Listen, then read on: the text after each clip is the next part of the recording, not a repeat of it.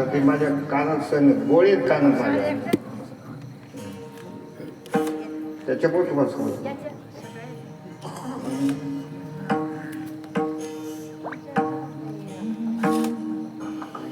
आता मी अनन्य येथे अधिकारी, आता मी अनन्य येथे अधिकारी, मी अनन्य येथे अधिकारी, आता मी अनन्य येथे अधिकारी. होईन कोणे परीने नो देवा, होईल कोण परीने देवा, होईल कोण परीने देवा.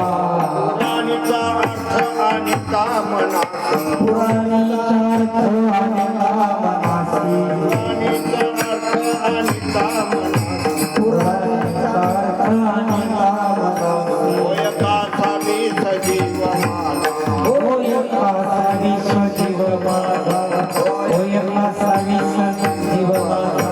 इंद्रियाची आधी पांगिलो अंकित, इंद्रियाची आम्ही पांगिलो अंकित, त्याचे रंगी चित्त रंगले, एकाचेही मदन घडे दमन, एकाचेही मदन घडे दमन, एकाचेही मदन घडे दमन, एकाचेही मदन घडे दमन. हिने मुन कैसिरा, अवघेने मुन कैसी राखो, अवघेने मुन कैसी राखो. तुका म्हणे आतू कलिसी आता, तुका म्हणे जरी मोकळी आता, तुका म्हणे जरी मुकलीसी आता, तुका म्हणे जरी मोकळी आता. हरी मी अनंता वया गेलो, हरी मी आनंदावया गेलो, हरी मी आनंदावया गेलो. पुराणीचा अर्थ आणि कामना, पुराणाचा अर्थ आणि कामना, पुराणीचा अर्थ आणि कामना, पुराणाचा अर्थ आणि कामना. होय कासा मी सजीव माझा, होय कासा विश्वजीव माझा, होय कासा विश्वजीव माझा. हो बाबा रखुमाई, हो बाबा रखुमाई, हो बाबा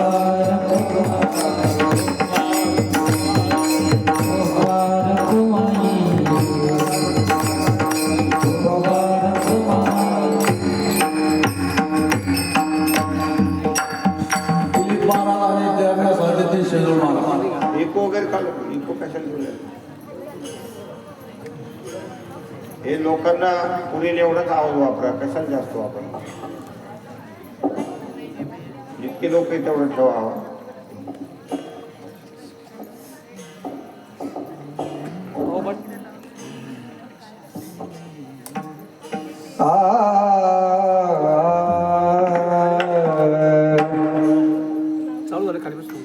आता मी अनन्य येथे अधिकारी, आता मी अनन्य येथे अधिकारी.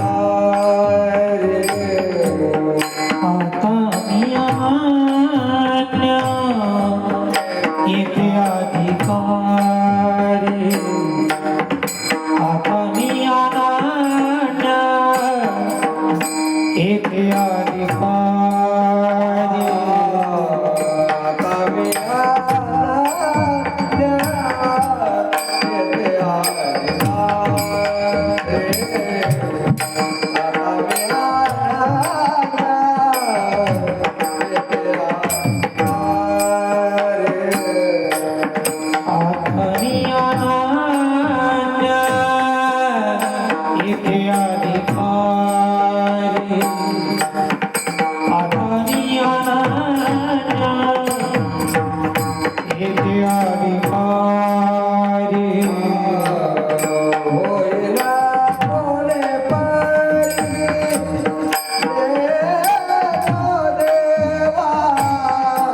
होईल कोण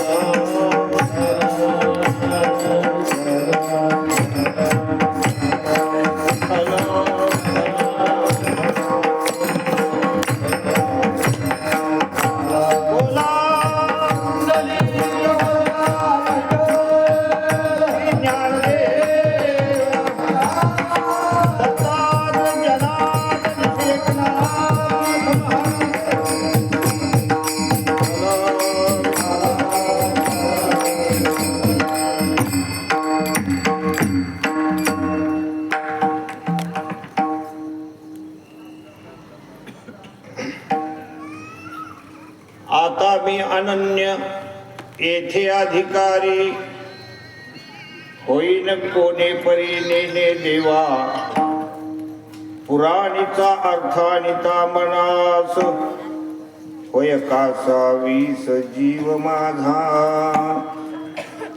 इंद्रियांची आम्ही पांगिलो अंकित आवाज कमी करा इंद्रियांची आम्ही पांगिलो अंकित त्याचे रंगी चित्त रंगलेसे एकाचेही मजन घडे दमन अवघी नेमून काय राखो पुराणीचा अर्थानिता मनास होय कासा वीस जीव माझा तुका म्हणे जरी मोकलीशी आता तुका म्हणे जरी मोकलीशी आता तरी मी अनंता वाया गेलो पुराणीचा अर्थ अनिता मनास होय कासा वीस जीव माझा विठ्ठल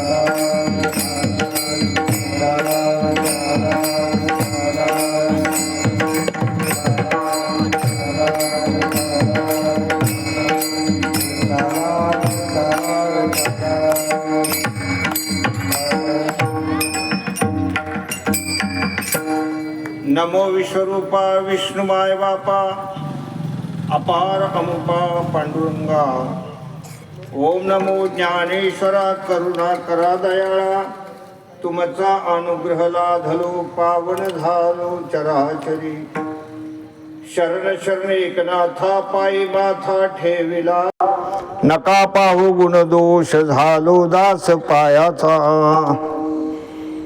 मंगल भावना मंगल हारी दवौस दशरथ आजीर बिहारी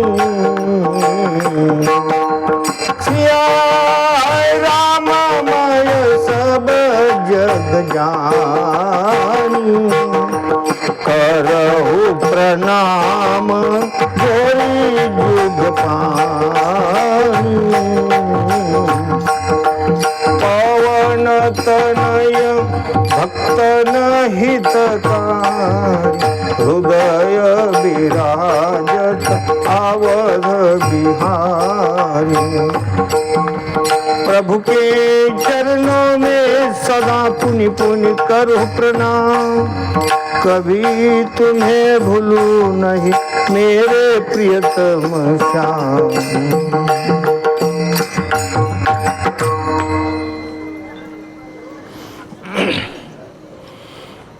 आता मी अनन्य येथे अधिकारी होईन कोणे परी नेने देवा पुराणीचा अर्थ अनिता मनास होय कासा वीस जीव माझा प्रस्तुत प्रसंगी सेवेकरता निवडलेला अभंग श्रीमान जगद्गुरु जगद्वंदनीय महाराष्ट्रभूषण वैराग्यमूर्ती तुकोबाराय यांचा हा 5 कडव्याचा जगद्गुरु तुकोबाराय या अभंगामध्ये थोडी तळमळ व्यक्त करतायत. विठ्ठल विठ्ठल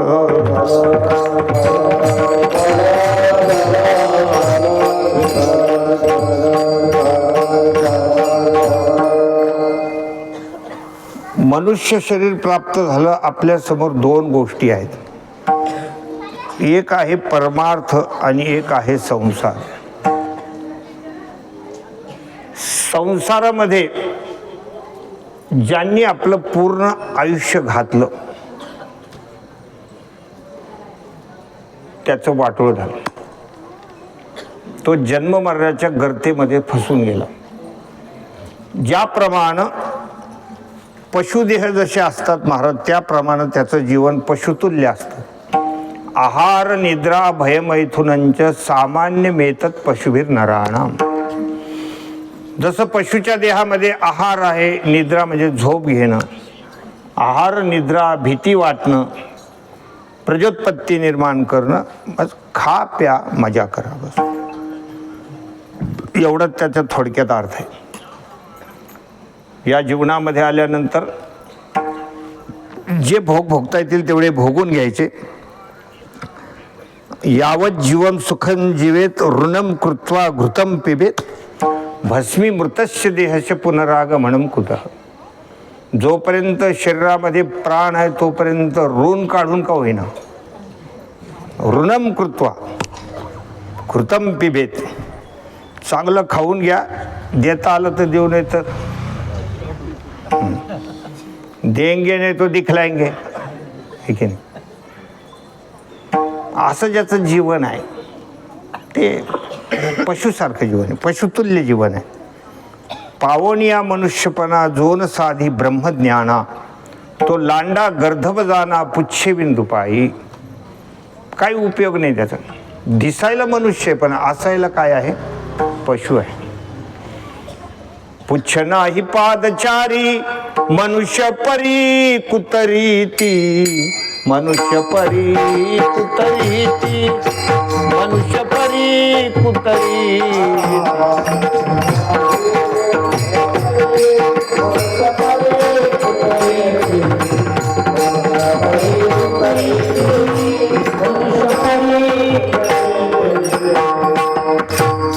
पुच्छ नाही पादचारी, फक्त त्याला शेपूट नाही आणि 2 पाय कमी आहेत. जवळजवळ मनुष्य परी कुतरी. ती दिसायला माणसं आहे पण ते कुत्र्यासारखं जीवन आहे, डुकरासारखं जीवन आहे, गाढवासारखं जीवन आहे. पण तसं कोणाला म्हणता येणार नाही. एखाद्याला जर म्हणलं आपण एक गाध्या तर तो आपल्याला ठोकून काढील ना. हो, जरी आपल्याला त्याच्यात ते लक्षण दिसत असले तरी त्याला काय म्हणावं लागतं, वा वा वा. हो, तुमच्या भेटीने एवढा आनंद झाला आणि तुम्ही जर आम्हाला आलिंगन दिलं तर जवळजवळ आलिंगन घडे मोक्ष सायुज्यता जोडे.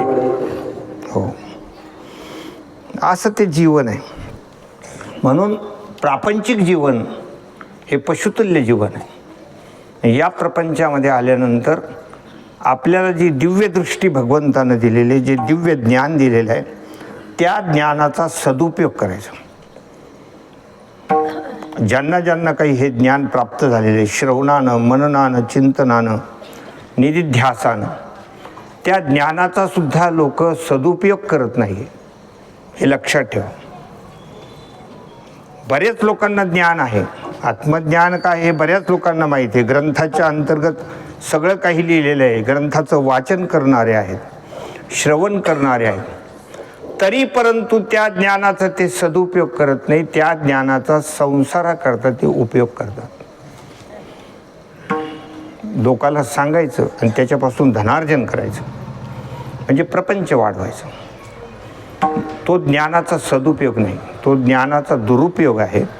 ज्ञानाचा सदुपयोग तो आहे की त्या ज्ञानानं ब्रह्म काय हे माणसानं जाणलं पाहिजे.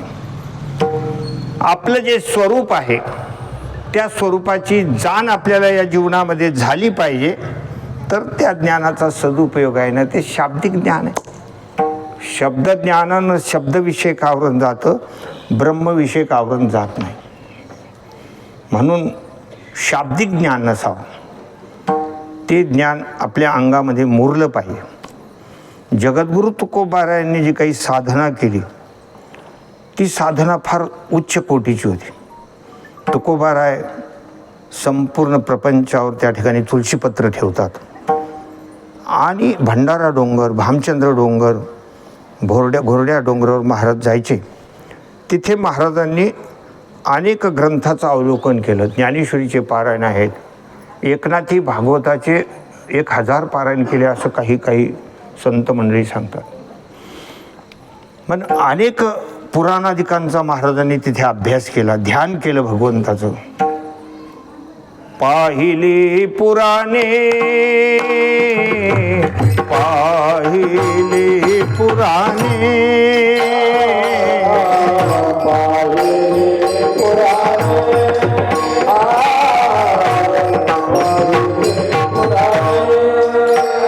धांडळीली दरुशने, धांडोळीली दरुशने, ऐसा न देखे मी कोणी, ऐसा न देखे मी कोणी, दर्शने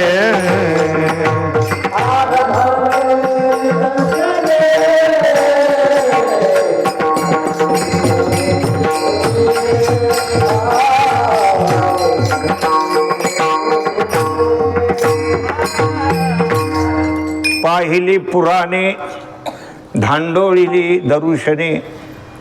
महाराजांनी पुराणादिकांचा अभ्यास केला, श्रीमद भागवताचा अभ्यास केला, अनेक ग्रंथांचं अवलोकन केलं आणि या ग्रंथामध्ये परमार्थाची कोणती दिशा दाखवलेली हे फार महत्त्वाची गोष्ट आहे. महाराज जसा आरसा आहे, आरशामध्ये आपण बघितल्यानंतर आपल्या लक्षात येतं की आपल्या चेहऱ्यावर कशाची गरज आहे. आता पावडर लावावं लागल का फेअर अँड लवली लावावं लागल, फेअर अँड लवली का अजून काही क्रीमा चोपडाव्या लागतील का भगवंताने आपल्याला निसर्गात चांगली दिलेलं आहे याची काही गरज नाही हे आपल्याला आरसा दाखवतो. बऱ्याच लोकांना भगवंताने चांगलं दिलेलं असतं, गॉड गिफ्ट आहे, ते विनाकारण याचा खर्च करत असतं. हे काही लावायचीच गरज नाही. भगवंताने दिलेलं असतं चांगलं, पण त्याच्यातही त्यांना समाधान वाटत नाही. बऱ्याच लोकांना फोटो काढल्यानंतर ते म्हणतात काय धुण्यात बरोबर नाही आला, म्हणजे आता जसं थोबाड होतं तसं उमटलं. भगवंतानं जे गॉड गिफ्ट दिलेलं आहे त्याला काही आवश्यकता नाही त्या गोष्टीची, पण लोक लावत असतात. आरशात कशाला बघायचं, कुठं काही एक डागडीग काही लागलंय का बा, तेवढं आपलं बघून घ्यायचं, व्यवस्थित करून घ्यायचं. तसंच हे जे संत वाङ्मय आहे, जगद्गुरु तुकोबारायांचा गाथा असेल, भागवत असेल, भगवद्गीता असेल, एकनाथी भागवत असेल, चांगदेव पासष्टी, अमृतानुभव, असे जे ग्रंथ आहेत, याच्यामध्ये एवढंच बघायचं ते आपल्या जीवनाचा आरसा आहे.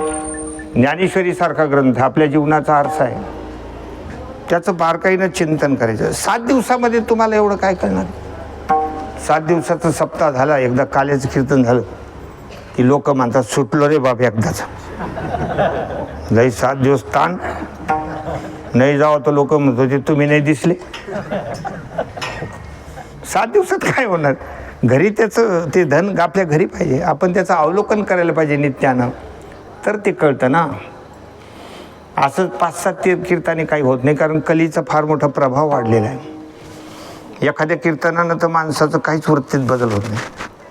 ती खेड्यापाड्यामध्ये महिला मंडळी चुलीवर भाकरी करतात बा, तर ज्यावेळेला ते तवा ठेवतात त्या चुलीवर, तर तवा गरम झाला की नाही त्याची परीक्षा करण्याकरता त्यांच्याकडं पाण्याचं एक छोटंसं भांडं असतं, ते असं पाण्यात हात घालतात आणि त्याच्यावर असा सपका मारतात. सपका मारलं आणि ते असं चरकन जळून गेलं की समजून घ्यायचं आता भाकर टाकायला काही हरकत नाही. तसं कलियुगाचा एवढा गरम तवा झालेला आहे, एखादं कीर्तन तर असं चर्र होऊन जातं नुसतं असं चर. एवढा माणसामध्ये बदल होत नाही. बरेचसे लोक तर कीर्तन मन लावून ऐकत पण नाही, कीर्तनकाराकडे पाहते तो कसा आहे बा. एक कोणतरी महिला म्हणली होती कीर्तन चांगलं केलं पण महाराजला एक काळा होता. इथं सुद्धा कोण काय पाहिजे त्याचा काही नियम नाही. काही लोक कीर्तन ऐकायला येतात, काही पाहायला येतात. या सगळ्या गोष्टी आहेत. म्हणून या ठिकाणी जे काही या कलीच्या माध्यमातून प्रत्येकाच्या घरोघरी ज्ञानेश्वरीसारखा अनमोल ग्रंथ, गाथा हे सगळं असायला पाहिजे. असायला पाहिजे म्हणजे नुसतंच आणून ठेवायचं नाही बरं. काही लोक असं बी म्हणतात, महाराज म्हणले ना, आजकाल काही महाराजांनी सांगितलं की लोक सुरू करतात की महादेवावर उडीत ठेवा, महादेवावर लवंगा टाका, लोक लगेच सुरू करून देतात. हो, त्याप्रमाणे नाही, नुसतं आणून ठेवायचं नाही, त्याचं चिंतन झालं पाहिजे, रोज वाचन झालं पाहिजे. हे फार महत्त्वाचं आहे. जालन्याला आमचे एक पाहुणे, तिथे मी गेलो होतो. तर थोडं घरामध्ये बसलो, इकडे तिकडे बघायला लागतो. अलमारीच्या वर एक असे लाल मद्र्यामध्ये एक ग्रंथ होता बांधलेला. मी त्यांना म्हणलं, का हो त्याच्यात काय बांधलेलं आहे? काय नाही म्हणले, आम्ही सप्त्यात पंगत दिली होती ना, ते महाराजांनी दिलं होतं आम्हाला, प्रसाद म्हणून दिलं होतं. म्हणलं काय आहे? म्हणलं कोणाला माहीत काय. मी काय पाहिलं नाही म्हणा. मग मी ते उठलो, घेतलं, तर त्याच्यावर कितीतरी धूळ होती. ते बाहेर जाऊन तो कपडा झटकावला, उघडून पाहिलं तर वैकुंठवासी कंधारकर महाराजांच्या ज्ञानेश्वरीचे, सार्थ ज्ञानेश्वरीचे 2 भाग, जे अत्यंत अनमोल ग्रंथ. म्हणलं अहो तुम्हाला किती चांगला ठेवा महाराजांनी दिला आणि तुम्ही म्हणता मला माहीत नाही. तर त्यानं दिलेलं उत्तर थोडं काळजीपूर्वक आहे का. तो माणूस म्हणला, महाराज तुम्हाला लागत असलं तर न्या. म्हणजे त्यालाच त्याची काहीच गरज नाही. असे माणसाला काय आपण माणूस म्हणावं. ते दिसायला जरी माणूस असला तर तो असायला माणूस नाही आहे. विठ्ठल विठ्ठल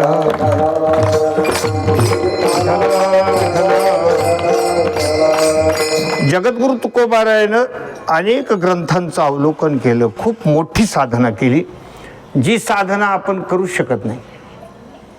आपल्याकडून हे घडणं फार कठीण आहे महाराज. त्या डोंगरावर, भंडाऱ्या डोंगरावर नुसतं माणूस एकदा गेलो तर म्हणतो महाराज कसे आले असतील बो इथं. इतक्या उंच तो डोंगर आहे. महाराजांनी नित्याने जावं, नित्याने साधना करावी. कुठल्या प्रकारचे भोजनाची सुद्धा चिंता करत नव्हती, की आपल्याला खायला मिळेल का नाही याची सुद्धा त्यांना चिंता नव्हती. अशा प्रकारचं देह जावा थवारा हो, पांडुरंगी दृढ भाव, चरण न सोडी सर्वथा, तुझी आन पंढरीनाथा, किंवा आन तुझी पंढरीनाथा. अशी महाराजांनी साधना केली. तरी पण महाराजांनी जे काही वाङ्मयामध्ये बघितलेलं आहे ते फार, या अभंगामध्ये फार मोलातोलाचं महाराज बोलत आहेत की मी असे काही ग्रंथामध्ये अवलोकन केलेलं आहे आणि ते वाचन केल्यानंतर असं वाटतंय की आम्ही जे करतोय ते फार कमी आहे. विठ्ठल विठ्ठल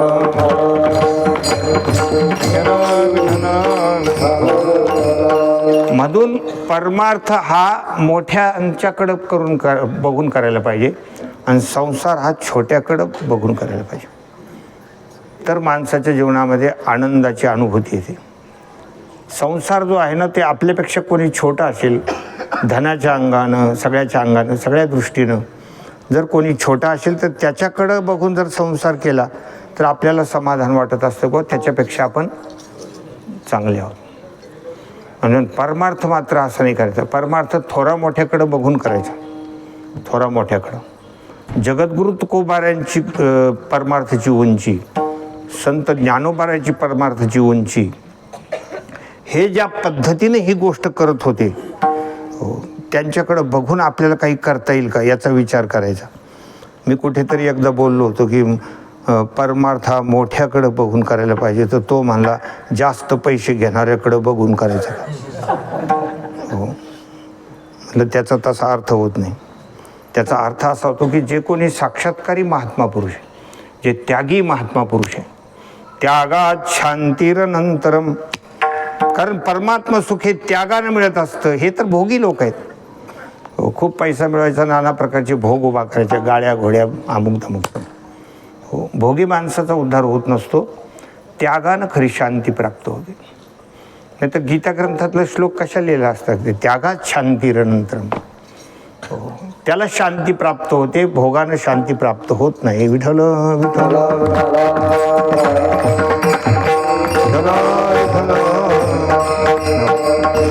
आपल्यापेक्षा जी कोणी वरिष्ठ माव असेल पारमार्थिक गंगा, त्यांच्याकडे बघून आपण विचार करायला पाहिजे की त्यांच्या समोर तर आपण फार किरकोळ आहेत.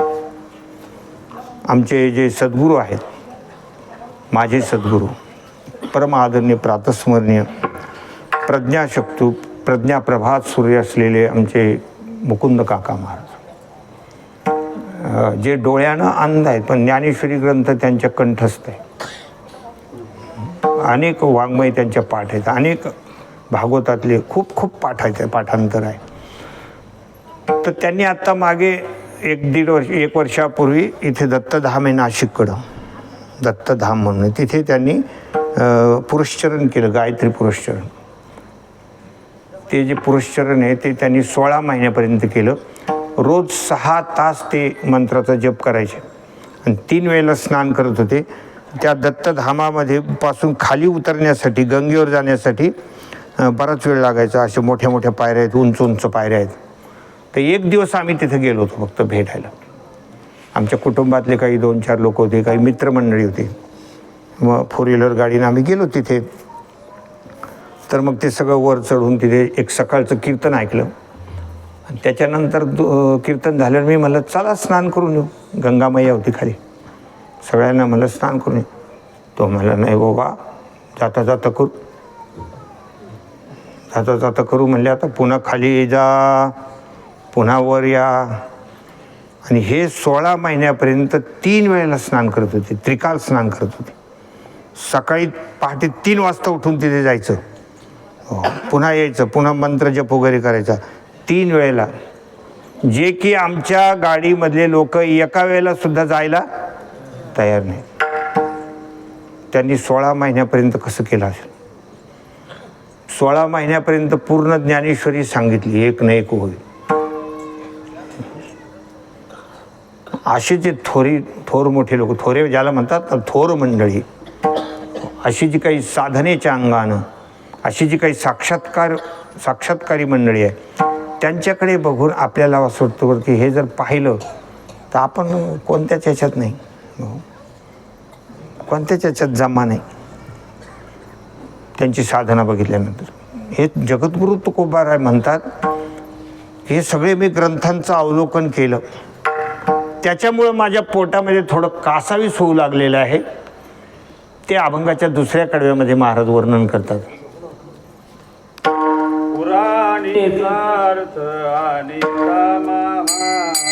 मनास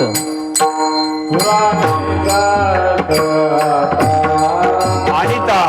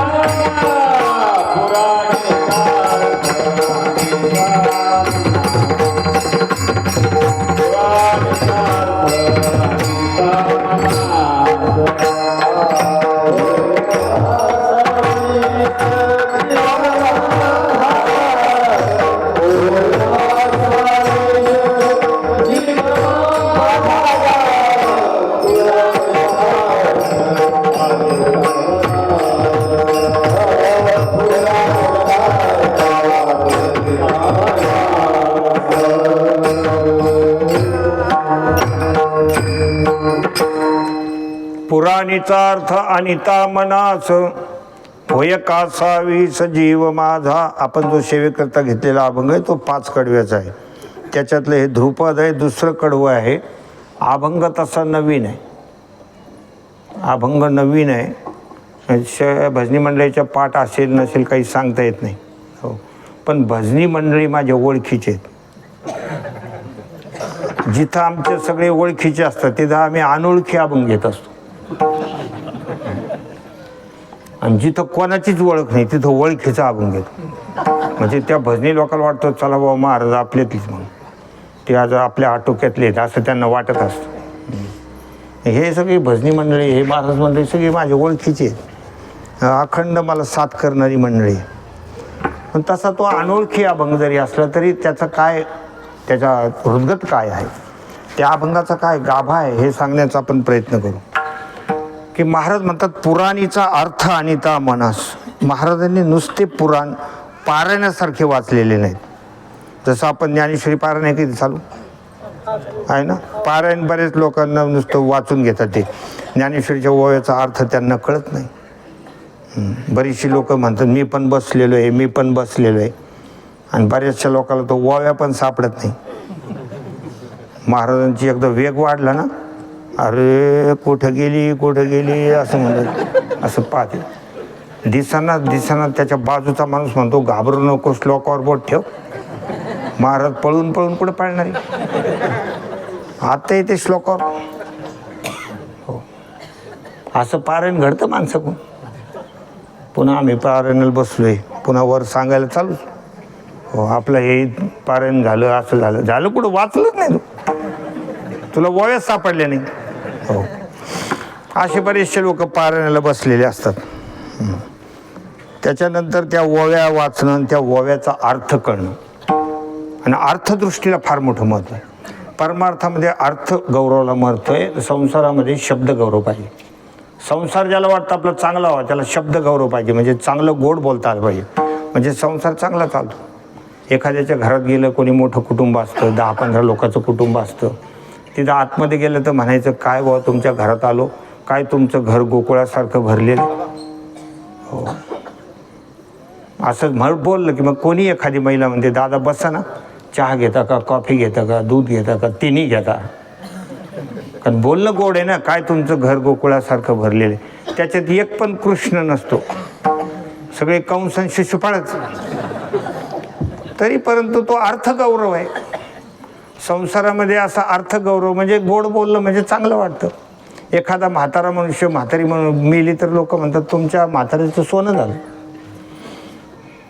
आता काय होतं त्याचं खऱ्या अर्थानं, राख होते, पण सोनं झालं म्हणताना. सोनं जर झालं असतं तर लोकांनी म्हातारी मारून टाकले असते. एवढं 1.5 लाख रुपये तोळा आहे, त्यांनी कशाला म्हातारी जीवन ठेवले असते. पण सोनं झालं हे काय शब्द गौरव आहे, पण परमार्थामध्ये तसं चालत नाही. त्याला अर्थ गौरवाला फार मोठं महत्त्व. अर्थ काय त्याचा आपल्याला समजला नाही तर कोणाकोण तर ते समजावून घ्यायचं. अर्थदृष्टी असली पाहिजे, हे फार महत्त्वाची गोष्ट आहे. ते समजावून घेतलं त्याचा आनंद वेगळाच असतो. तुकोबारायाने इथे अर्थ शब्द वापरलेला आहे. हो, पुराणीचा अर्थ आणिता मनास. खेड्यापाड्यामध्ये बघा तुम्ही कधी कधी ते रामायण वगैरे लावतात, असे एक जण वाचणार एक जण सांगणार असतो. मग ते वाचणारं ओव्या वाचतो, मग ह्या सांगणाऱ्याला नाही कळालं ते म्हणतो लय गुड आहे, लय गण आहे, चला पुढं. ते लय गण आहे, चला पुढं. म्हणजे ते आपल्याला येत नाही हे सांगत नाही ना, आपल्याला जमत नाही बाबा, आपल्याला त्याचा अर्थ माहीत नाही असं सांगायला पाहिजे ना. नाही ते लय भारी काम. तर अर्थ हे फार महत्त्वाचं आहे. त्याचा काय अर्थ होतो भाऊ. हो, एका गावात गेलो म्हणलं तुमच्या गावात ग्रंथ. हो म्हणले आमच्याकडे पोथी लावलेली. कोणता ग्रंथ म्हणे पांडव पाडकात. त्याला पांडव प्रताप म्हणता येणार तर तो त्याच्यातलं काय सांगणार. हो, म्हणून अर्थ हा शब्द फार महत्त्वाचा. पुराणीचा अर्थ आणिता मनास. त्याच्यात काय आहे त्याचा अर्थ आम्ही डोक्यामध्ये घेतला की तिथं भक्तांनी कशा कशा प्रकारच्या साधना केलेल्या आहेत ते सगळं मी वाचन करून मला कासावीस वाटू लागलं की आपलं काहीच घडत नाही. होय कासावीस जीव माझा. कोणाकोणाच्या कथा ऐकल्या. ध्रुव प्रल्हाद सुदामा नेवोडी. हो, या ठिकाणी ध्रुव बाळाची कथा आम्ही बघितली तर तशी साधना आमच्याकडून कधी घडेल. एवढंसं 4-5 वर्षाचं लेकरू छोटंसं होतं ना. ध्रुव बाळ किती मोठा होता सांगा तुम्ही. बालक ध्रुव जब गए थे बन में, विमाता की बोली लगी उसके तन में, यही मंत्र दिया उसको गुरु ने, हरि ओम तत्सत हरि ओम तत्सत हरि ओम तत्सत हरि ओम तत्सत हरि ओम तत्सत हरि ओम तत्सत. नारद महर्षीसारखे भेटले ओम नमो भगवते वासुदेवाय. हरि ओम तत्सत. भगवन नामचिंतन दिलं आणि ध्रुवबाळ एवढेसे छोटे पण त्यांनी भगवंताची प्राप्ती करून घेतली. ही कथा आम्ही वाचली तर काय ही साधना आहे, असं आपल्या जीवनामध्ये कधी घडेल. भक्त प्रल्हाद सारखी, भक्त प्रल्हाद बघायला गेलं तर राक्षसाच्या कुळामध्ये जन्माला आलेले, एरवी दैत्यकुळ साचोकारी. हो, नाही तर बरेचसे लेकरं बापावर जातात ना, आहे की नाही. बरेचसे लोक म्हणतात बापावर गेला. एक बाई अशी लेकराला असं झोका देत होती, गुंड कुणकडचा बापावर गेलाय असं म्हणतात, असं झोका देताना. बरेचसे लोक बापावर जातात. एक 25 वर्षाचा मुलगा होता, तर ते असं मी पाहिलं त्याला, तर तो असं तंबाखू काढली त्याने, ती अशी लांब पुडी असते बघा, ते काय ब्रँड असतं त्याचं,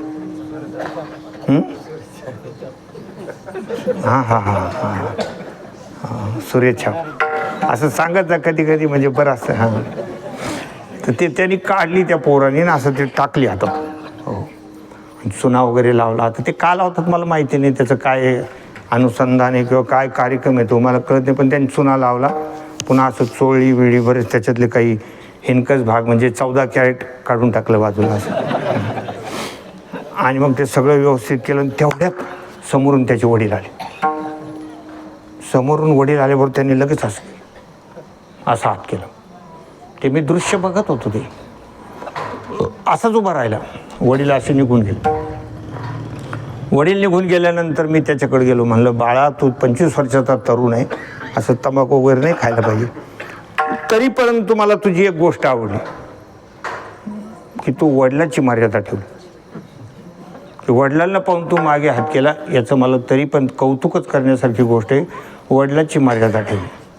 तो महाराज म्हणला, तसं नाही येते, ते म्हातारं आयती वैती चोळलेली खातं.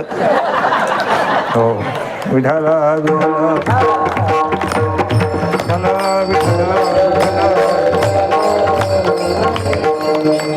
तर हे असं आहे वडिलाचे संस्कार. वडील काय करतात तसे लेकरं करत असतात. तसं भक्त प्रल्हादाच्या बाबतीमध्ये एकदम विरोध. हिरण्यकश्यपूचा कार्यक्रम वेगळा. नाव घेऊन येते देवाचे, हे ब्रीद हिरण्यकश्यपूचे. पण भक्त प्रल्हाद मात्र एकदमच विरोधी पार्टी नेता, एकदमच विरोध. अहोरात्र नामचिंतन.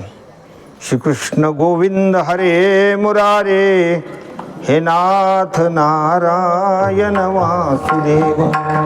अहोरात्र, अवसान ते क्षण नाही मध्ये, पूर्ण श्वास न श्वास, जन्माभरीच्या श्वासा इतके मोजी येले हरिनाम. अशा पद्धतीचं त्यांचं ते भक्त प्रल्हादांचं जीवन. म्हणून त्या नामस्मरणानं भक्त प्रल्हादाची शक्ती अशी झाली की शरीर त्यांचं ब्रह्मरूप झालं. शरीरसुद्धा, नाही तर या शरीराला अग्नीपासून धोका आहे, शस्त्रापासून धोका आहे, पण भक्त प्रल्हादाला त्याच्यापासून काहीच धोका राहिला नाही. एवढं नामाचं त्यांनी बळ प्राप्त करून घेतलं. हीच द्वादशाक्षरी ध्रुवाढळ पद पावला.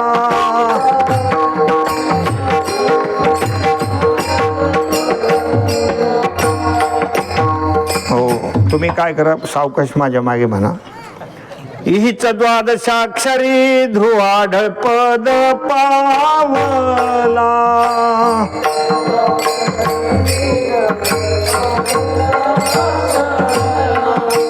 प्रल्हाद रक्षिला अग्निशस्त्रापासून जळा.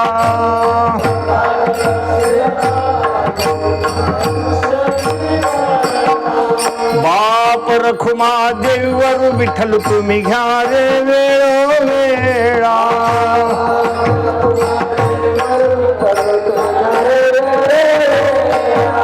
तो कळी काळापासून सोडविल अवलीळा, सोडविल अवलीळा.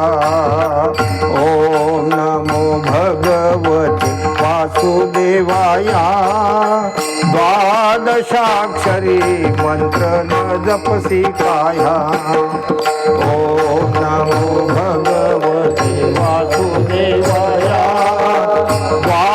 द्वादशाक्षरी मंत्र न जपसे ओ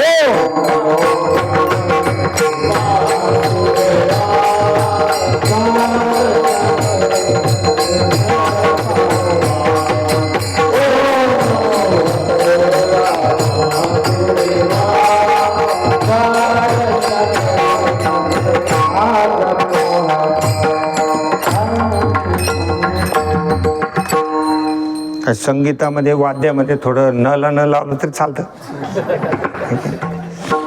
भजनी लोकांचं काहीच्या पाठ असतं नसतं. एकदा आमच्या गावाकडे कीर्तन झालं होतं, त्यांनी सांगितलं भाग गेला शीन गेला. ते काही भजनीच्या पाठ नाही, तो मला भाग्या मेला शिम ग्याला दिलं लावून मार. पण असं खाली पडूनच नाही दिलं. विठाला विठाला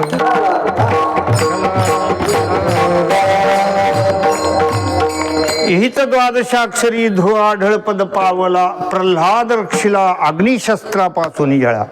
अग्नीपासून धोका नाही, शस्त्रापासून नाही, जळा पाण्यापासून धोका नाही.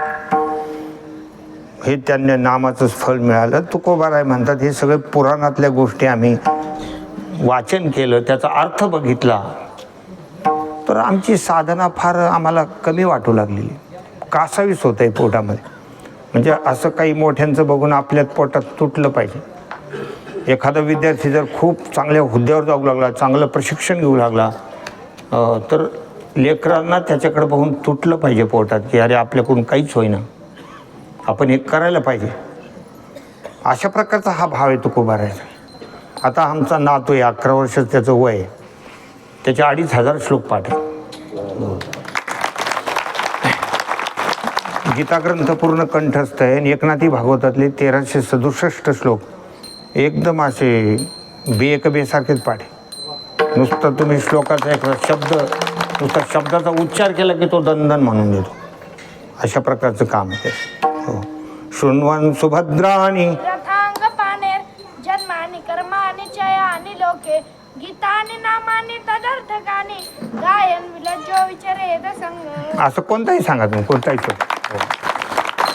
तर हे जर काही लेकरांनी वगैरे बघितलं तर त्यांना असं वाटलं पाहिजे का अरे आपलं तरी काहीतरी घडलं पाहिजे, असं कोणाला वाटलं पाहिजे. आता हे लेकरं बसले, यांनी सुद्धा विचार करायला पाहिजे आपण पण काहीतरी गीतेचा एखादा अध्याय पाठ करायला पाहिजे. त्याच्या गीता पाठ होते. तसं तुकोबाराच्या अभंगामध्ये भाव आहे की जे यांच्या साधना आहेत, ध्रुवबाळ आहे, भक्त प्रल्हाद आहे, भक्त सुदामा आहे, एवढे परिस्थिती साधारण असून सुद्धा सुदामजीचं किती मोठं भजन होतं, किती मोठी सेवा होती. एवढं सगळं सुदामजी भगवान कृष्णाकडे आले तरी पण तोंडानं त्यांनी काहीही मागितलं नव्हतं. पत्नीच्या आग्रहानं ते आले. पत्नी पण फार साध्वी होती, सुशिला नाव होतं तिचं. ती फक्त तुम्ही तुमच्या मित्राला भेटायला जा एवढंच सांगितलं. सुदामजीनं काहीही मागितलं नाही तिथे. एवढे मोठे भगवान अनंत कोटी ब्रह्मांड परमात्म्याच्या भेटीला आले तरी मागितलं नाही. त्याच्यापासून आपण काहीतरी घ्यायला पाहिजे ना, की सुदामजी तिथं गेले तरी काही मागितलं नाही ना, आपण मागितल्याशिवाय सोडीतच नाही. हो, अमुक पाहिजे, तमुक पाहिजे, हे पाहिजे, ते पाहिजे, काही मागितलं नव्हतं. भगवंतानंच फक्त तो सगळा भाव बघून, शुद्ध भाव देखो निया गाव सोन्याचा दिला गा, असं वर्णन आहे. सुदामा ब्राह्मण दुःखे दरिद्रे पिढीला मुष्टी पोहे घेऊन या, त्याचे भेटी लागी गेला शुद्ध भाव देखून या. गाव सोन्याचा दिला गा विठोबाचा धर्म जागो, त्याचे चरणी लक्षला, असं ते आहे. तर भाव बघून भगवंताने ते पोहे खाल्ले आणि ते जेवढे होते पोहे ते काही आपण बनवतो तसे पोहे होते का? आपलं किती थाट आहे त्या पोह्याचा. हो, बाजूला लिंबूचा तुकडा, त्याच्यावर कोथिंबीर, हिरवी मिरचीचे तुकडे त्याच्यामध्ये दिसू राहिले, शेंगदाणे मस्तपैकी आपल्या डोळ्याला चमकू राहिले, नुसतं देखीला डोळा बैसला म्हणी, पुन्हा त्याच्यावर खोबऱ्याचं किस, पुन्हा तो भारीचा चमचा, बाजूला चक्का दही ठेवलेलं, मी जर वर्णन केलं तर इथं कोणी म्हणतील महाराज कधी खाऊन कधी नाही असं होतंय. असं काहीच नव्हतं तिथं, साधे पोहे होते पण ते भगवान खाऊ लागले. भगवंतानं 2 मुठी खाली आणि 3ऱ्या मुठीमध्ये सगळी गोळा केले. रुक्मिणी मातेनं हात धरून घेतले, म्हणजे भक्ताचा प्रसाद आम्हाला राहू द्या. रुक्मिणी मातेच्या लक्षात आलं की या 2 मुठीमध्ये या बाबानं काय नाही दिलंय. 3री मूठ जर खाल्ली तर आपल्याला तिथं भांडे घासायला जावं लागतं. हो, अशा प्रकारचं हे अनेक भक्तांचे चरित्र आम्ही ते पुराणामध्ये बघितले. तुकोबाराय म्हणतात आम्ही हे सगळं पाहिलं. हो, अनेक चरित्र. एकनाथी भागवतांचे पारायण करताना कदरी ब्राह्मणाची कथा बघितली, केवढं त्याला वैराग्य निर्माण झालं. पिंगलेला किती मोठं वैराग्य निर्माण झालं. आशाई परमं दुःखम नैराश्यं परमं सुखं यथा संचित्य कांताशां सुखं सुष्वाप पिंगला. हे पिंगलेचं चरित्र. अनेक चरित्र त्याच्यामध्ये बघितले. तुकोबाराय म्हणतात पुराणीचा अर्थ अनिता मनास होय कासा विस जीव माझा. आपलं हे कसं होणार. आता बघा तुकोबारायची एवढ्या उंचीचा परमार्थ होता तरी तुकोबारायला खंत वाटत होती. आणि आपण तर काहीच नाही महाराज, आपण तर काहीच नाही. सांगा तुम्ही, आपण तर एकदम सामान्य आहे. आपण ज्याला म्हणतो ना दमडी के दाल में चिपडी खुशाल, ठीक आहे, दर्या में खसखस, असे काही शब्द आहेत. काहीच नाही. तुकोबाराय व्यक्त करतायत खंत की असे जे काही भगवंताशी अनन्य झालेले भक्त आहेत, हे भगवंता मी असा अनन्य भक्त होईल का, असा काही मला अधिकार प्राप्त होईल का, हे अभंगाच्या पहिल्या कडव्यात वर्णन केलं. आता मी अनन्य येथे अधिकार, आता मी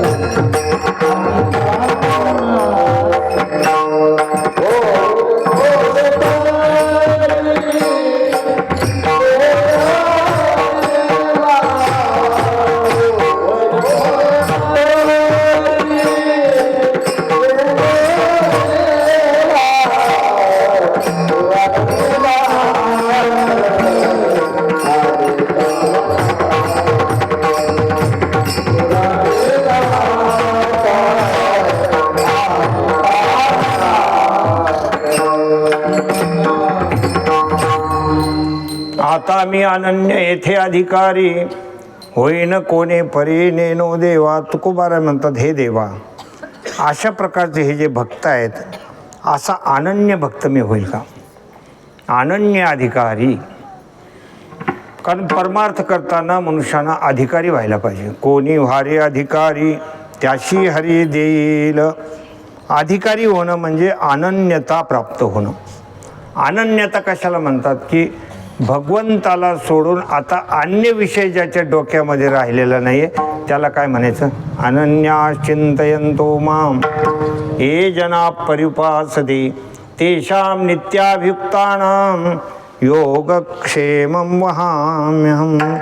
अशा प्रकारचे जे अनन्य, जसं अजात पक्षाचे निजिवे पक्षिणी जीवे आपुली तहान भुकनेने तान्हे अनिकेते माऊलीशीची करणे तैशे अनुसरले जे मज प्राणी तयांचे सर्व मी करी. जसं चिमणीचे पिल्लं असतात छोटे छोटे, आणि ती त्या पिल्लं सारखं आईची आठवण करत असतात आणि आई त्याला दाणा भरवत असते.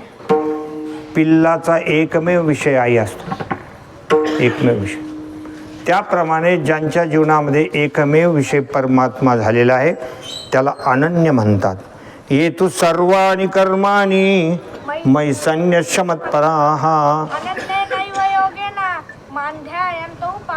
हा आईशे जे मतपर हो कायिक वाचिक मानसिक भाव दया मी वाचो निधावा नव्हती नाही आईशे अनन्य योगे विकले जीवे मने अंगे तयाचे काही एक सांगे जे सर्व मी करी. सर्वस्व ज्यांनी भगवंताला अर्पण केलेलं आहे. काया वाचा चित्त चरणी ठेविले गहाण काया वाचा चित्त चरणी ठेविले गहाण.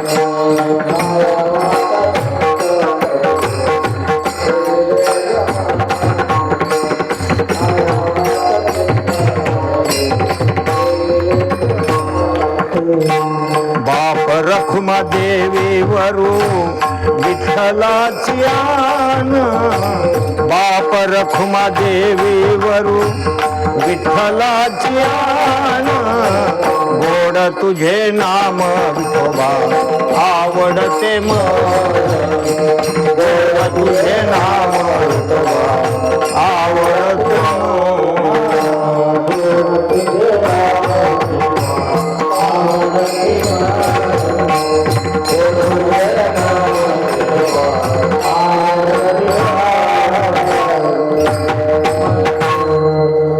काया वाचा चित्त चरणी ठेविले गहाण.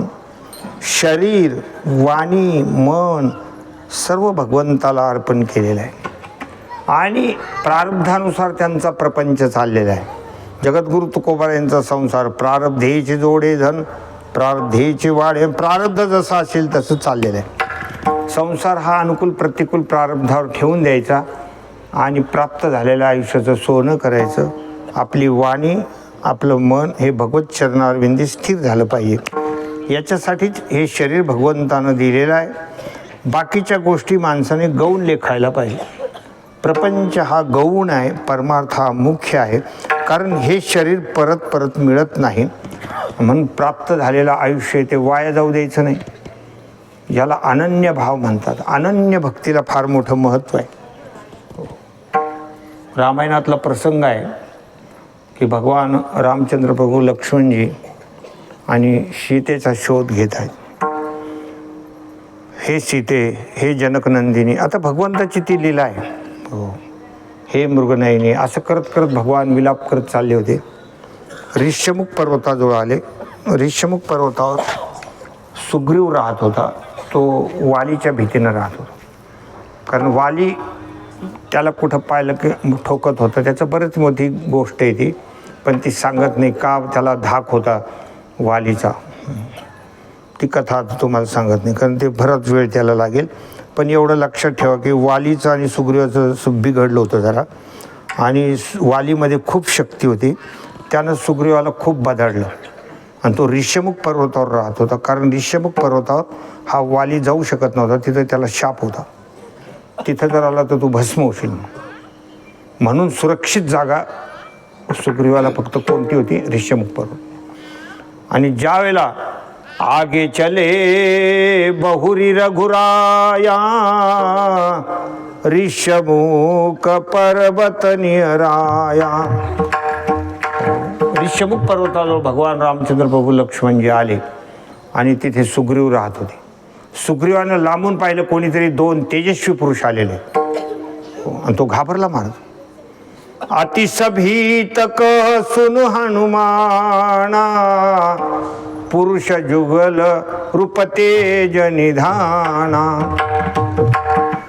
पठवा बाली होई मन मैला भागो तुरत तजोय सैला. सुग्रीव घाबरून गेला आणि हनुमंतरायाला सांगू लागला की म्हणजे वालीनं कोणीतरी मारेकरी पाठवलेले तो येऊ शकत नाही इथे शापामुळं. कोणीतरी पठवा बाली होई मन मैला. त्याच्या मनात काहीतरी माझ्याविषयी किलबिश निर्माण झालं की हा मला मारता येणार नाही. याला मारण्याकरता दोघांची नेमणूक केलेली आहे. भागव तुरत तजोय अचायला पळा म्हणले इथून. आता इथे या पर्वतावर राहता येणार नाही. मग हनुमंतरायाला सांगितलं तुम्ही जाऊन अगोदर चौकशी करा. हनुमंतरायाने छोटंसं ब्राह्मणाचं रूप घेतलं. विप्ररूप धरी कपितः गयवो माथ नाही पूछत अस भयऊ. आणि ब्राह्मणाचं रूप घेतलं हनुमंतरायानं. तिथे गेले आणि त्यांना नमस्कार केला. त्याच वेळेला प्रभू रामचंद्रांनी ओळखून घेतलं की मी क्षत्रिय आहे, हा ब्राह्मण आहे. आणि ब्राह्मणानं क्षत्रियाच्या पाया पडणं काही बरोबर नाही, म्हणजे हा काही खरा ब्राह्मण दिसत नाही. काहीतरी गोंधळ आहे याच्यामध्ये.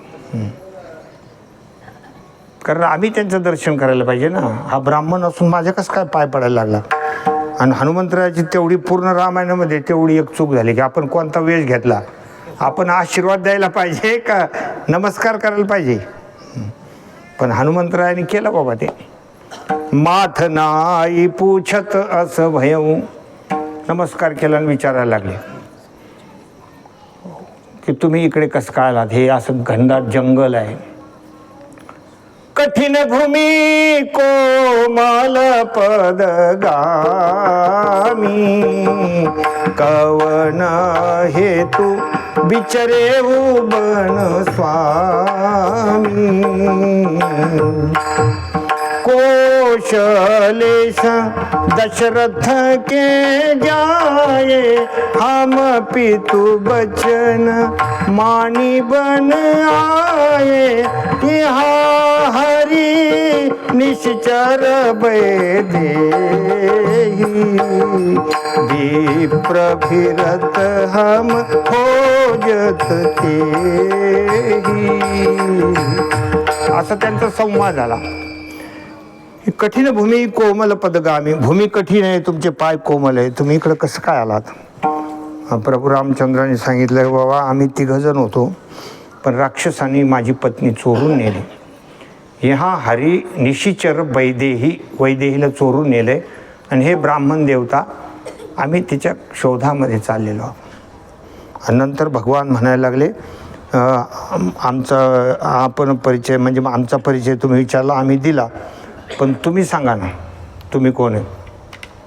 असं प्रभू रामचंद्रांनी ज्या वेळेला विचारलं त्यावेळेला हनुमंतरायाला एकदमच रडू येऊ लागलं. महाराज प्रेमाश्रू दाटून आले आणि ओळखलं ना महाराज. हो ओळखलं की आपली चूक झाली, हे माझे स्वामी आहेत. आणि मग हनुमंतराय एकदम ओक्साबोक्सी रडू लागले. म्हणले मोरण्या उमय पूछा साई तुम पूछऊ कस नर के नाही. मी सामान्य दृष्टीने तुम्हाला विचारला परिचय म्हणले, पण तुम्ही सामान्य माणसासारखं मला कसं काय विचारू लागले की तुम्ही कोण आहे. तुम्हाला माहिती आहे की नाही मी कोण आहे. सगळं माहिती आहे तुम्हाला. तुम्ही अंतर्यामी आहात, तुम्ही जगत चालक आहात. आणि त्यावेळेला हनुमंतराय ज्यावेळेला रडू लागले त्यावेळेला हनुमंतरायाचं सांत्वन करण्याकरता भगवंताने हृदयाला लावून घेतलं. हनुमंतरायाने ब्राह्मणाचं रूप टाकून दिलं, हृदयाला लावून घेतलेला आहे. तो प्रेमभाव आपल्याला शब्दात वर्णन करता येणार नाही. ओ प्रभु पहिचानी परे उगही चरणा सो सुख उमा जाई नहीं बरना. राम सिया राम जय जय राम. राम सिया राम. भगवान महादेव म्हणतात पार्वती ज्या वेळेला त्यांचं दोघांचं मिलन झालं त्यावेळेला जो आनंद जे सुख निर्माण झालं ते शब्दात सांगण्यासारखं नाही. आणि मग भगवान म्हणतायत की अरे हनुमंतराय वाईट मानून घेऊ नका. हो तुम्ही अनन्य भक्त आहात, तुम्ही अनन्य भक्त आहात. सो अनन्य जाके असी मती नटरई हनुमंत मै सेवक सचराचर रूप स्वामी भगवंत. अनन्य भक्त कोणाला म्हणायचं की मै सेवक, मी भगवंताचा सेवक आहे आणि चराचरामध्ये माझं स्वामीचंच रूप आहे. जिथे पाहा तिथं माझा परमात्माच आहे. हा अनन्य भक्त आहे. असा अनन्य अधिकारी मी केव्हा होईल असं तुकोबाराय म्हणतात. आता मी अनन्य येथे अधिकारी होईन कोणे परे नेनो देवा. पुराणीचा अर्थ अनिता मनास होय कासावीस जीव माझा. हे सगळं पुराणातलं सगळं मी बघितल्यानंतर माझा जीव असा कासावीस होऊ लागलेला आहे. कारण आमचं हे काही जे जीवन आहे सामान्य जीवन आहे हे सगळं विषयाच्या भोगात चाललेलं आहे. इंद्रियाच्या अंकित आपण झालेलो आहोत. ही महाराज 3ऱ्या कडव्यामध्ये गोष्ट सांगते.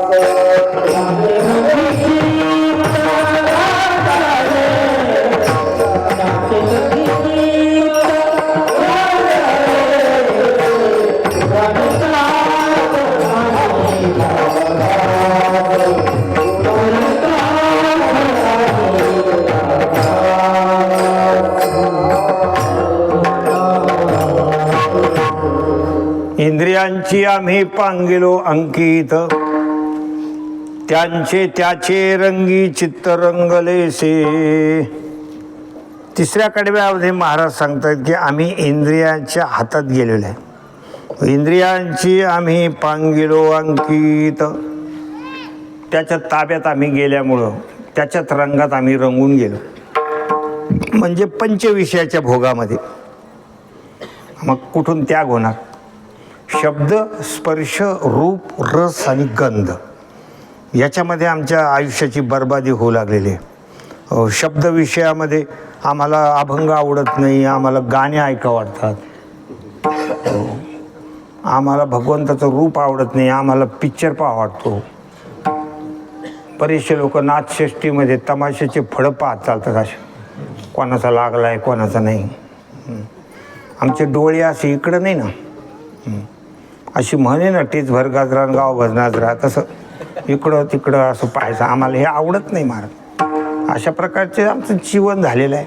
हो, इंद्रियांचे आम्ही पांगिलो अंकित, शब्द विषय, स्पर्श विषय, चांगले चांगले स्पर्श आम्हाला पाहिजे, गाद्या गुद्या याच्यात आपण रंगून गेलेलो आहे.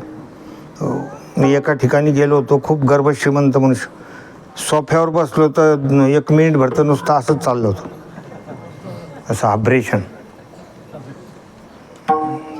काय माणसाचे भोग झालेत बघा तू, किती किती भोगाच्या गोष्टी आहेत. एअर कंडिशन, अमुक धमुक, त्या गाडीमध्ये गेले तरी ते हे चालूच आतमध्ये AC वगैरे. मी म्हणलं अरे थंडगार झालं असं काय? नाही, त्याच्याने भांग मोडत नाही म्हणे. भांग जशीच्या तशी राहते. काय माणसाचं एक वेगळं. बरेचसे लोक तर खिशात काच कंगवे ठेवतात, राऊंड राऊंड काढून लगे असं असं. अरे त्याच्यात काही वशिलाबाजी का? जसं आहे तसं आहे. हो, तिथं काही वशिलाबाजी थोडी चालते की बा काही देऊ म्हणजे थोडं असंच असं कर म्हणून. पण त्या भोगात खूप माणसं रंगलेले आहेत. शब्द, स्पर्श, रूपामध्ये किती माणसं रंगलेले आहेत. आपण चांगलं दिसलं पाहिजे, आपण चांगलं दिसलं पाहिजे म्हणून ते कालू कालू लावते, डाय डाय. झाले तर झाले पांढरे, उलट माणसाला त्याग निर्माण होतो का आता आपलं आवरत आलो म्हणून असं वाटलं पाहिजे ना माणसाला. तर तो नामस्मरण वगैरे करतो ना, पांढरे कधीच काळे नाही करायला पाहिजे. मग त्याच्याने माणसाला काय वाटतं, अभि तो मैं जवान हो असं वाटतं ना. हो, झाले तर होऊन द्यायला पाहिजे. हो, होऊन द्यायला पाहिजे. आता हे आपलं वृद्धापकाल आहे, आपण आता भगवंताचं नामस्मरण करायचं. कशाला काळं लावून आपण तरुण समजायचं कोणाला बी. एखाद्या मृदंगाला जर लई काळी पुडी असली पण वाद्या तुटलेल्या आहेत ना, हो, ते तेव्हा ध्यानात येतात. कितीही चांगली पुडी बसली पण वाद्या कुचक्या झाल्या ना. हो, किती तुम्ही डाय लावलं तरी पण तुमच्या वाद्या कळतात ना आम्हाला. वाद्या कामातून गेलेले मग आता गा गा गा गा गा गा गा गा असं चालूच आहे ना. पण ह्याच्यात भोगात माणसं खूप रंगलेले आहेत.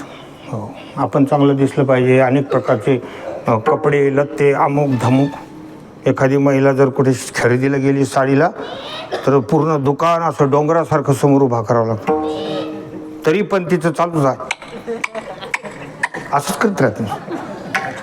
हे बरोबर नाही, ते बरोबर नाही, ते बरोबर नाही, ते बरोबर नाही. शेवटी कंटाळून जातो मनुष्य. एक ठिकाणी एक साधू माणूस बसला होता, साधू भगवे कपडे टाकले होते आणि लोक जायचे दर्शन करायचे. त्यांचं काही लोकांनी स्वभाव बघितला, खूप शांत होता. लोकांनी विचारलं, म्हणले बाबा तुम्हाला कधी राग येत नाही, तुम्ही एवढे शांत कसे काय? म्हणले मी आधी कपड्याच्या दुकानात होतो, ते सगळं पाहू पाहू मी एकदम गार झालो. म्हणजे विठाला विठाला.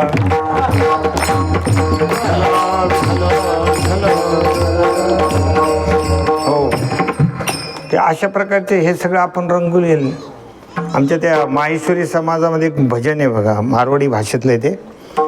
मारो हिरो गमाय दियो कचराम, मारो हिरो गमाय दियो कचराम, मैं तो भूल गई भजन सारा नखराम, मैं तो भूल गई भजन सारा नखराम, मारो हिरो गमाय दियो कचराम.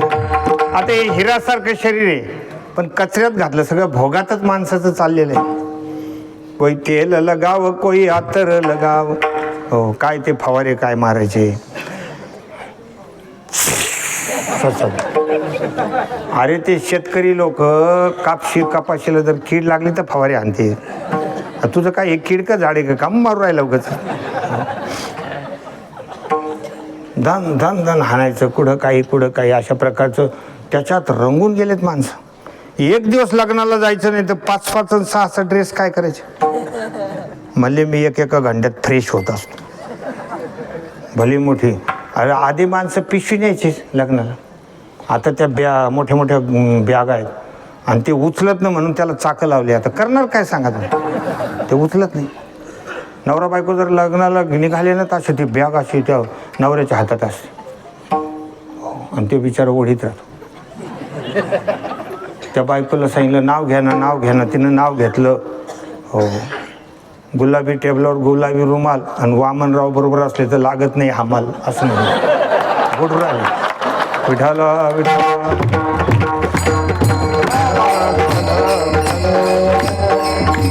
हे सगळं याच्यामध्ये माणसं रंगून गेलेली या भोगामध्ये. हो शब्द स्पर्श रूप रस खाण्यापिण्याच्या वस्तू. रस म्हणजे खाण्यापिण्याच्या वस्तू. किती माणसं सकाळ उठलेले तर हे खायचं ते खायचं. हो ज्या गोष्टी आपल्या शरीराला चांगल्या नाही ते पण खाते. हे टोस आणि पावन हे सगळे मैद्याचं आहे. हे शरीराला चांगलं नाही राहत. पण सकाळी उठले गेले की ते पाव बुडबुडू खाते. पाव खाऊ लोक आतपाव झाले. पण ते चालूच आहे. कोणी टोस्ट कोणी बटर कोणी खात असतं. पिझ्झा बर्गर कुठं पाणीपुरी असे चटकमटक करून खात असे. पण तो बिचारा कसा मसाला बनवतो तिथे जाऊन पाहिलं कधी. पाणीपुरीचा मसाला सगळ्या घाणेरड्या चिंचा गूळ उकळीत राहते ते आपली. पण त्याच्यातच ते टेस्ट घेतात. वा क्या बनी. अशी स्थिती आहे महाराज. भोगामध्ये माणसं रंगून गेलेले आहेत. रस नाना प्रकारच्या खायच्या वस्तू. सकाळ नाही झाली तर हे खा ते खा. ताट भरून जरी एखाद्या माणसाच्या समोर बायकोनं ठेवलं तरी तो म्हणतो इकडं तिकडं पाहत राहतो. ती म्हणते काय राहिलं आता. म्हणजे जरा भजे केले असते तर बरं राहिलं. थोडे पापडं तळले असते तर बरं राहिलं. ती बिचारी भजे करून देते. बायको चांगली भेटली योगाकडनं तर चांगलं राहतं. नाहीतर एखादी म्हणते गिळा गपचूप जे वाढलं ते. पण तिने भजे करून दिले पापड्या करून दिल्या सगळं करून दिलं. आणि मग आता सगळं झाल्यावर तरी उठता काय म्हणतो झाला बुवा पाणी प्यायचा आधार. मग काय आता खातो घरातल्या लोकांना सगळ्याला. जे सगळं अशा प्रकारचं जीवन झालंय माणसाचं. इंद्रियांची आम्ही पांगिलो अंकित. इंद्रियाच्या अधीन झालो आपण. त्याचे रंगी चित्त रंगलेशे शब्द स्पर्श रूप रस गंध याच्यात आपण सगळं आयुष्य आपलं चाललेलं आहे. काय महाराज निघून जातं आयुष्य. मग काय आपल्या हाती येतं. काही हाती येत नाही. पूर्ण बर्बादी होऊन जाते माणसाची या भोगामध्ये. कळण्याकरता तुम्हाला सांगतो. एक ब्राह्मण होते. एकटेच होते. साधना वगैरे करायचे. गंगेवर स्नानाला जायचे आणि स्वतःच काहीतरी भाजी भाकरी करून खात होते.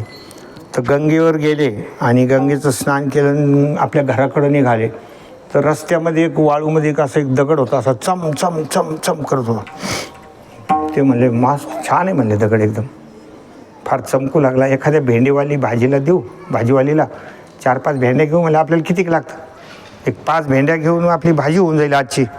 दगड लई भारी आहे. ते भाजीवाली बसली होती. म्हणले मावशी हे लई दगड चमकू राहिला. म्हणले हे राहू द्या मला काही जास्त अपेक्षा नाही आहे. एक 5 भेंड्या द्या. तिनं तो दगड घेतला ना असा फेकून दिला. म्हणले बाबा दगडावर भाजी येत असते काय. त्याला म्हणले नाही देत. तो म्हणला बरोबर आहे तिचं तरी काय चूक आहे. पण ते दगड चांगला आहे म्हणजे आपण ठेवू संगरी. मग ते घेतला हातात आणि अशी झेलत निघाले. योगायोगानं सराफाच्या गल्लीतून चालले. आणि एक सराफाची नजर लई भारी असते.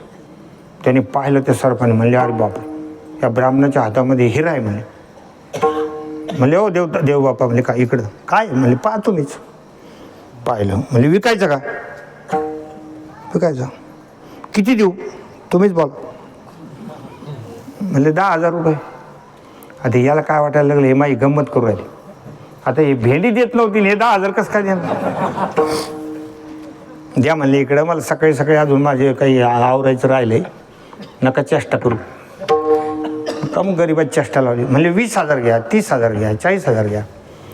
तस तो पैसे वाढवायला लागला. म्हणले पहा बुवा, तुम्हाला द्यायचं तर द्या, 75,000 रुपये देतो. कारण हा 1,00,000 रुपये किमतीचा हिरा आहे, मला 25,000 रुपये नफा मिळेल, मी मुंबईला जाऊन विकणार आहे म्हणतो. जे आहे ते तुम्हाला खरं सांगतो, हा 1,00,000चा आहे, 75,000 तुम्हाला म्हणलं तर मी आत्ता मोजून देतो. म्हणले तुम्ही खरं बोलून राहिले, त्याला भरोसाच आहे ना. म्हणले हो, मी कशाला खोटं बोल. तेवढं ऐकल्याबरोबर त्यांनी लगेच बंडल काढलं, 75,000 रुपये मोजायला लागलं. ते मोजता जे छातीवर मारून रडायला लागलं. म्हणजे ते दुकानदार म्हणले मी काय तुमचं चोरून घेतलं आहे का, मी तुम्हाला काही फसू राहिलो आहे, मी तुम्हाला पैसे देऊ राहिलो ना, आरडू कम राहिले म्हणतो. म्हणजे मी एवढ्या करता आरडू राहिलो की हा हिरा मी 5 भेंडवर देत होतो असं म्हणतो. याचं मला दुःख व्हायला लागलं. आपली गाडी त्या स्टेशनवर उभी आहे, आपला हा सगळा हिरा 5 भेंड्यावरच चाललाय. शब्द, स्पर्श, रूप, रस आणि गंध. विठाला विठाला.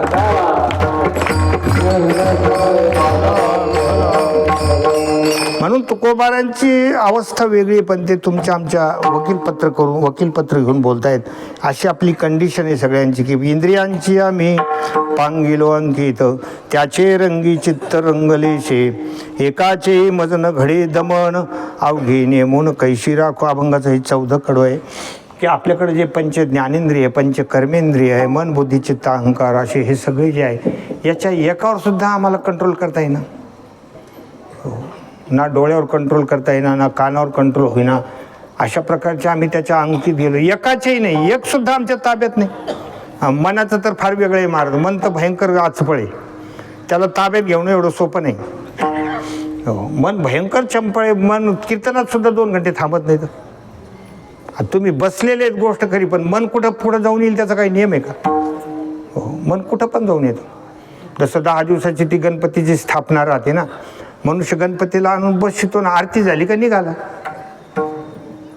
ते काय दिवसभर त्याच्याजवळ बसायला काय रिकाम आहे काय? तसं तुम्हाला मनाने इथं आणून बसले, पण तो रिकाम आहे का इथं थांबायला? तो कुठं बी जाऊ शकतो. मन चंचळाचा पळ जाता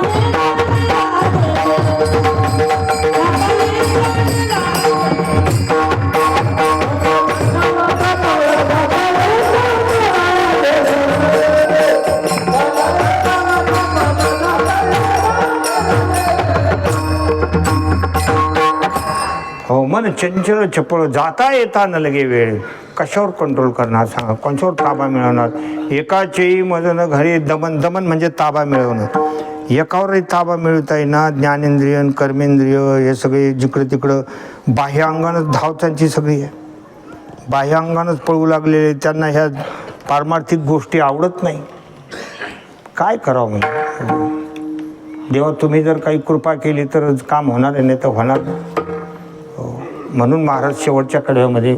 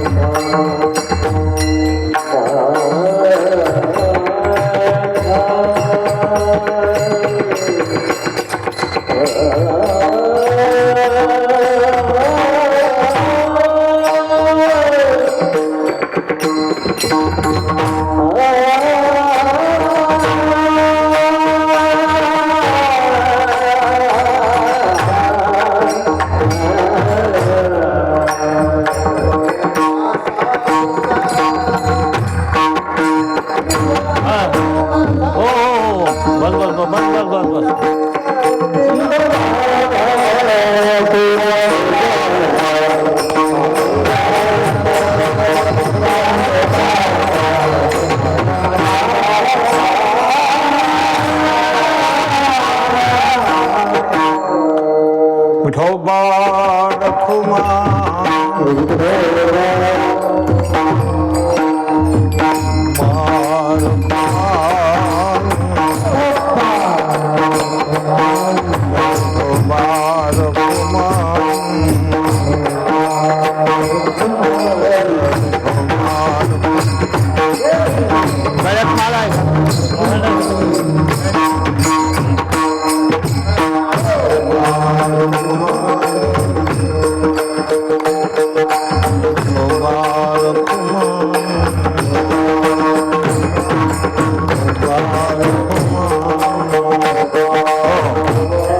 ज्ञानेश्वर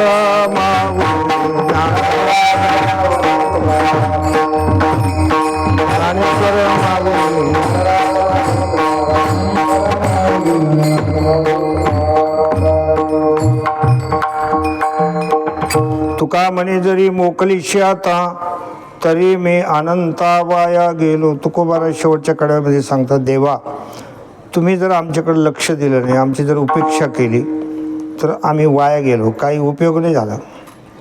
जन्माला आला हेलान पाणी वाहून गेला, ज्या भावात आलं त्या भावात गेलो, काही उपयोग झाला नाही. जन्म घेत घेत आलो, पुन्हा मेलो, पुन्हा जन्माच्या धोरणाला लागलो, पुन्हा 184 योनीच्या गर्तेमध्ये पडून गेलो. काय नफा काय मिळाला? काहीच मिळवलं नाही ना, काहीच उपयोग झाला नाही. अशी स्थिती जीवनामध्ये होऊ नये. एका माणसानं घोडं चोरलं, घोडं फार उच्च प्रतीचं घोडं होतं, म्हणजे लांब कुठंतरी नेऊन विकू म्हणजे कोणी ओळखीणार नाही. म्हणून ह्या जिल्ह्याचं त्या जिल्ह्यात नेलं, तिकडं घोड्याच्या बाजारात नेऊन उभं केलं. लोक विचारायला लागले केवढ्याला दिलं? म्हणले 50,000. काही कमी जास्ती तुमच्या मनावर आहे, कमी नाही होणार. मग काय लोक आपल्याला हिशोबून वागायला लागले, कोणी 30-40पर्यंत, कोणी 45पर्यंत. काही दिलं नाही, द्यायचं नाही म्हणे, 1 रुपया पण कमी नाही घ्यायचं. शेवटी एक जणाने म्हणलं कसं काय, म्हणले केवढ्याला द्यायचं, म्हणले 50, म्हणले 51, घोडं लय भारी आपल्याकडून 51, फक्त मला एक चक्कर मारून बघू दे. कारण कसे गाई घोडी खोडीची राहते, एक चक्कर मारून पाहू दे म्हणले. मग त्यांनी काय केलं, त्याची खेटर तिथं ठेवली आणि ते रिकीट बिकीट त्या घोगड्यात तजेलदार होतं. जसं बसलं महाराज जसं चक केलं काय, धड निघून गेलं. त्याला वाटलं आता येईल मग येईल, आता येईल मग येईल. अर्धा घंटा झाला, काहीच नाही, तसंच बसलं होतं. मग आजूबाजूचे लोक म्हणले विकलं वाटतं. नका का आपल्याला घेणं होईना, पण केवढ्याला गेलं ते तरी विचार. मग लोक आले, म्हणले पाहुणे घोडं विकलं, म्हणले विकलं. केवढ्याला, म्हणले ज्या भावात आलं त्या भावात गेलं. म्हणले काही नफा, म्हणले खेटर. नफा खेटर. तसं हे शरीर आपण जन्म घेत आलोय आणि पुन्हा त्याच भावात निघून गेलो तर नफ्यामध्ये मग यमराजाची खेटर खावं लागते. यमराजा खेटर घेऊन उभेच. मग यमाचे किंकर तोडी ती मारी ती निष्ठुर. म्हणून माणसानं जागं व्हायचं आणि जे काही श्रेष्ठ अधिकारी लोक आहेत, तपस्वी लोक आहेत, त्यांच्या पावलावर पाऊल ठेवून परमार्थ करायचा. असे भरकटलेले जे लोक आहेत त्यांच्याकडे बघायचं नाही माणसानं, की ते परमार्थापासून पदच्युत झालेले लोक आहेत, त्यांचा कधी उद्धार होऊ शकत नाही. आणि ज्यांचे उद्धार झालेले आहे, जे परमात्ममय झालेले आहेत, असे महात्मा पुरुष आहेत, त्यांचं दर्शन घ्यायचं, त्यांच्याजवळ जायचं, त्यांचे शब्द ऐकायचे, त्याच्यानं आपलं कल्याण होणार आहे. झालेली सेवा भगवंताच्या चरणारविंदी समर्पित करून सेवेला पूर्ण विराम देऊ. भजनी मंडळींनी, गायक वादक मंडळींनी खूप चांगला प्रतिसाद दिला. आल्याबरोबर थोडं मी घाबरलो होतो, सगळीकडे माईक पाहून. म्हणजे बापरे बाप, भीमसेन जोशी सुद्धा एवढे माईक लावित नाही म्हणलं. हे तर खूपच झालं म्हणलं, हद्दीच्या पलीकडे झालं. आणि ते त्याला काय म्हणतात, ध्वनी प्रदूषण आहे. ते आवाज किती पाहिजे, जेवढं लोकांना पुरेल, सगळ्याला आनंद मिळेल एवढा आवाज पाहिजे. लोकांच्या कान ठळे बसवायच्या, ते ध्वनी प्रदूषण आहे. तो आपल्याला पाप लागतं त्याचं, जितकं लागतं तितकं. जसं महिलेने भाजीमध्ये मीठ किती टाकायचं त्याचं प्रमाण असतं. प्रमाणात टाकलं तर भाजी चांगली, म्हणजे नाही द्या पुडा सोडून. पुडा सोडला मग तुम्हाला घरात काय काय होईल तुम्हाला माहिती आहे. तसं सगळ्या गोष्टी प्रमाणात पाहिजे. आवाज प्रमाणात ठेवल्याबद्दल तुम्हाला सगळ्यांना जेवढे धन्यवाद द्यावे तेवढे कमी आहे. कारण यांची जी मशीन आहे ती भलती स्ट्रॉंग आहे, खूप भलती स्ट्रॉंग आहे. हो, इतक्या मशिनरी आमच्या वारकरी लोकांना कशाला लागते हो. लय भारी मामला आहे तो.